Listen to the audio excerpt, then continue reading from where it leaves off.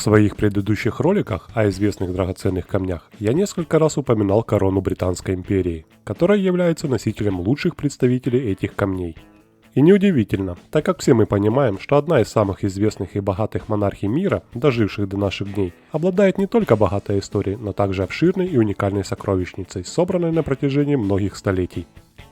В наследство британский монарх получает не только внушительную сумму денежных средств, финансовые активы и дворцы, но в том числе и драгоценности короны.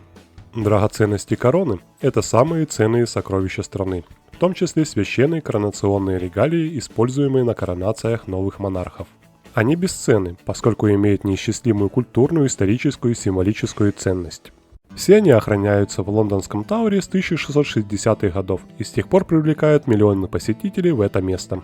При этом все это закреплено не собственно за королем, а находится в собственности нынешнего монарха по праву короны на протяжении всего его правления. Все удерживается по доверенности для преемников нации, поэтому продать ничего нельзя. Драгоценности короны состоят из более чем 100 предметов и более 23 тысяч драгоценных камней. К королевской коллекции также относятся предметы роскоши и искусства, такие как работы Рембрандта, Караваджо и Леонардо да Винчи. В 2017 году ее общую стоимость оценили в 12,7 миллиардов долларов. Но нас с вами интересуют именно драгоценности короны. И сегодня я предлагаю немного покопаться в сокровищнице британской монархии, начиная с самых известных предметов, а именно с коронационных регалий и корон монарха. И перед тем, как мы продолжим, по традиции попрошу вас подписаться на канал, поставить лайк и поделиться роликом с друзьями. Ваша активность помогает развивать канал. Приятного просмотра! Драгоценности короны погружают нас в более чем тысячелетнюю британскую историю. Они являются свидетелями грандиозных коронаций и государственных церемоний, а также участниками бурных событий и невероятных историй прошлого. История драгоценностей британской короны может нам поведать, например, о том, что согласно легенде король Джон Безземельный потерял все золото и драгоценности короны в заливе Вош в 1216 году. Или как в XIV веке Эдуард III заложил королевские драгоценности, чтобы заплатить своим союзникам, готовясь к войне с Францией, позже названной Столетней войной. В XVII веке жене Карла I Генриетте Марии Французской также удалось заложить королевские регалии в Голландии в начале гражданской войны. А самая известная попытка кражи драгоценностей была предпринята в 1671 году полковником Томасом Бладом. Его поймали у восточных ворот башни с несколькими регалиями. Он смог выкрутиться из этой ситуации и даже стал представительным человеком. Но это уже не относится к нашей теме. Что же касается самих королевских регалий и драгоценных камней, давайте немного разберем их историю.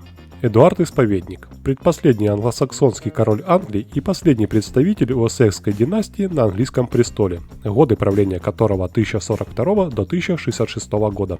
Сдал свои королевские украшения на хранение в Вестминстерское аббатство и, возможно, стал первым монархом, собравшим регалии. В последующие столетия они были заменены или изменены.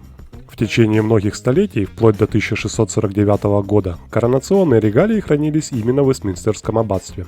В этом году, во время гражданской войны в Англии, король Карл I был казнен, и парламент решил распродать имущество покойного короля. Это был первый акт республики, лордом-протектором которой в 1653 году стал Оливер Кромвель. Относительно же коронационных регалий у парламента были другие планы. Надеясь навсегда упразднить монархию, они не могли рисковать, что священные регалии попадут в чужие руки. Их привезли в лондонский Тауэр и уничтожили. Драгоценные камни регалий были проданы отдельно, а золотые рамы переплавлены на монетном дворе Тауэра и превращены в монеты с печатью Содружества Англии. Хотя другие изделия из золота, например, коронационная ложка, датируемая XII веком, была продана в целости и сохранности и позже возвращена уже Карлу II. И она до сих пор является одной из коронационных регалий. Кстати, и кресло для коронации, кресло короля Эдуарда, датируемое примерно 1300 годом, осталось нетронутым, поскольку оно использовалось в 1653 году, когда Кромвель был назначен лордом-протектором. Несмотря на все это, подробные записи старых регалий сохранились, и к коронации Карла II в 1661 году были созданы новые регалии взамен утерянных. Основой коронационных регалий являются короны, главные символы королевской власти. И, конечно же, это корона святого Эдуарда, которая используется сейчас только для коронации нового короля или королевы во время церемонии коронации. А также императорская государственная корона или корона Британской империи, используемая монархом на государственных мероприятиях, таких как государственное открытие парламента. Да, корон 2, но это только те, которые используются сегодня монархом для коронаций и на официальных мероприятиях.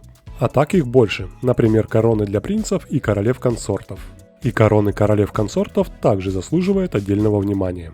Одна из них – корона королевы Марии. Она изготовлена в 1911 году для коронации королевы Марии как супруги короля Георга V и имеет заметное значение в британской монархии. Корона первоначально была украшена примерно 2200 штуками бриллиантов, включая знаменитый 105,60-каратный Кохи-Нур, а также бриллиант Кулинан III весом 94,4 карата и бриллиант Кулинан IV весом 63,6 карата. Два последних называют «малые звезды Африки» и часто носили как брошь на важные официальные мероприятия. В 1914 году эти бриллианты были заменены хрустальными копиями, а дуги короны стали съемными, чтобы ее можно было носить как открытую корону – диадему. Королева Мэри носила эту корону и после смерти ее мужа Георга V в 1936 году. А уже в 1937 году, в год коронации Георга VI, к короне был добавлен бриллиант Кулинан V. И в этом же году некоторые драгоценные камни были перенесены в корону королевы матери. И таким образом бриллианты короны королевы Марии были тоже заменены на кристаллы. Интересный факт про эту корону. Всего две женщины в истории были коронованы этой короной. Мария Текская и действующая супруга нынешнего короля, королева Камила. В корону снова были вставлены оригинальные бриллианты Кулинан и удалены 4 из 8 полудух. Брошь Кулинан 5 заменила Кохи-Нур. Ну и второй факт. Не про корону, а про бриллиант Кулинан. Он был назван «Звезда Африки». Его вес 3106,75 карата, и он был разрезан на 9 частей. Эти его части были пронумерованы, и некоторые попали в такие украшения, как корона Марии, корона королевы матери, скипетр суверена и, конечно же, корона империи. Стоит также немного сказать и про бриллиант Кохи-Нур. Бриллиант Кохи-Нур – один из самых известных бриллиантов в мире. Алмаз, вероятно происходящий из рудников Галконты в Центральной Южной Индии, имеет бурную историю.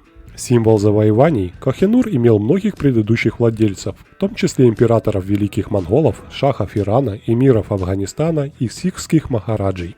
Ост-Индская компания забрала драгоценный камень у свергнутого десятилетнего махараджи Далипа Синха в 1849 году в качестве условия Лахорского договора. Это ознаменовало конец англо-сикхских войн в Пенджабе на территории современной Северной Индии и Восточного Пакистана. В договоре указывалось, что драгоценный камень будет передан королеве Виктории.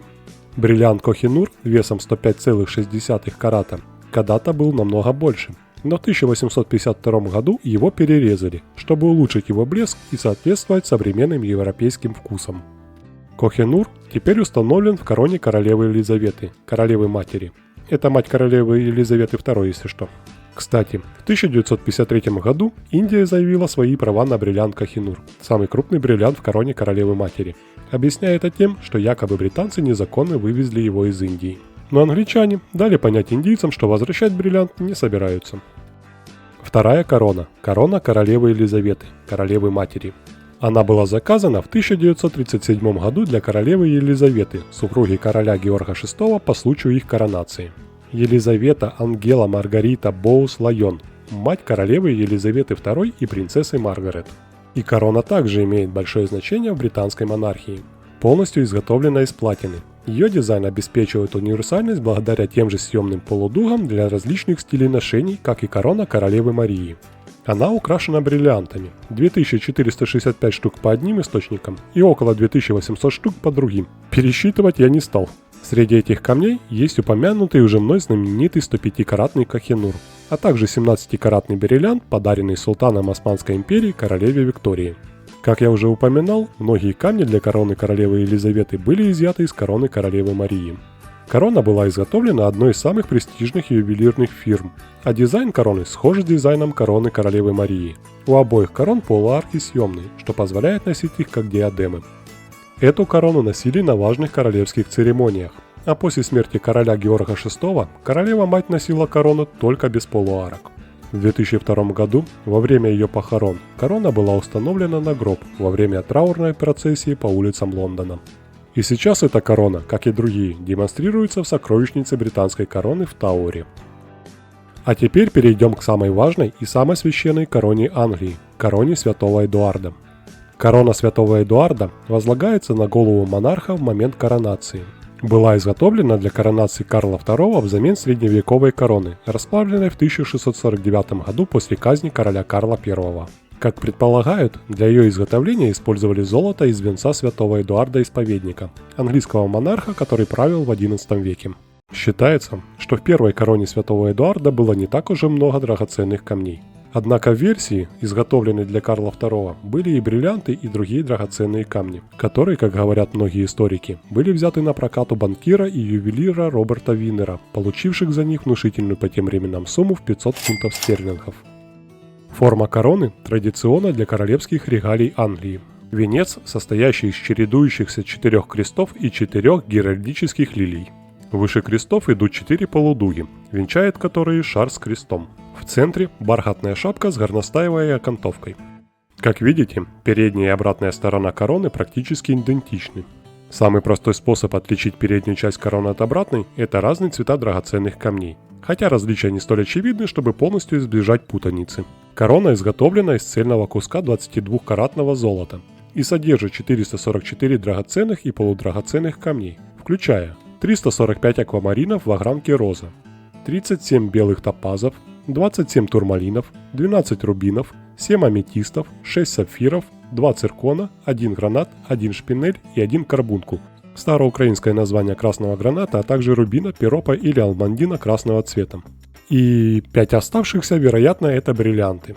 Первоначально камни устанавливались только для процедуры коронации, после чего демонтировались.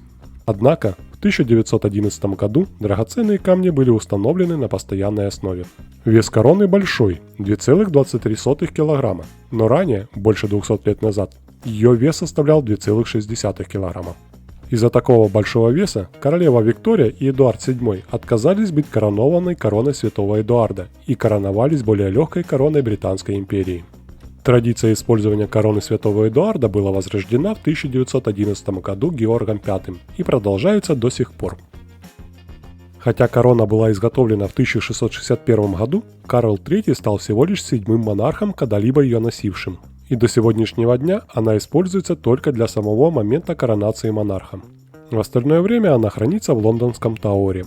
Хотя для редких событий ее оттуда достают. Как пример, 4 июня 2013 года корона святого Эдуарда была выставлена на главном алтаре в Вестминстерском аббатстве во время службы по случаю 60-й годовщины коронации Елизаветы II. Этот случай стал первым в своем роде, когда корона покинула Дом драгоценностей в лондонском Тауэре с 1953 года, с момента коронации Елизаветы II. Корона святого Эдуарда широко используется в геральдике Соединенного Королевства, будучи изображенной на множестве эмблем и знаков различия. Кстати, ее стоимость оценивается в 3 600 000 фунтов стерлингов, но это просто оценка некоторых экспертов.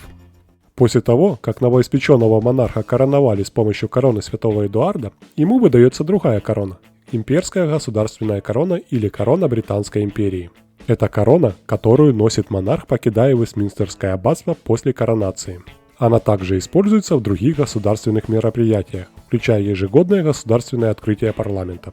Кстати, корона Британской империи, как самая носимая и наиболее подверженная износу и старению, почти для каждого монарха изготавливалась новая, при этом учитывали личный вкус монарха.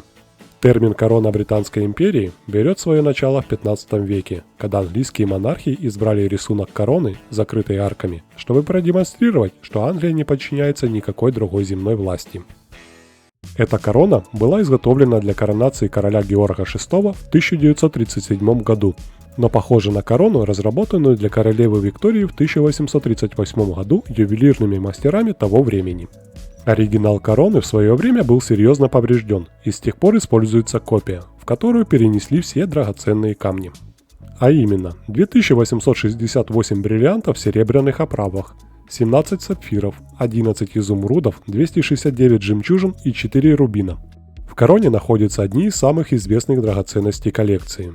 В верхний крест короны вставлен сапфир, известный как сапфир святого Эдуарда. В передний крест вставлен рубин Черного принца.